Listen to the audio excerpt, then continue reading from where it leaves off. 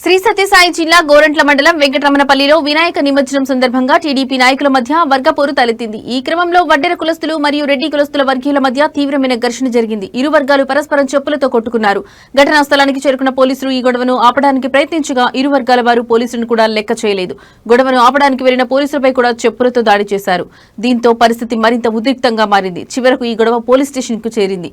ఈ విషయం తెలుసుకున్న మంత్రి సవిత జోక్యం చేసుకుని పరిస్థితిని అదుపులోకి తెచ్చారు. గొడవకు సంబంధించిన వీడియోలు ఇతర వివరాలు బయటకు రాకుండా చూడాలని ఆమె ఆదేశాలు జారీ చేసినట్లు సమాచారం.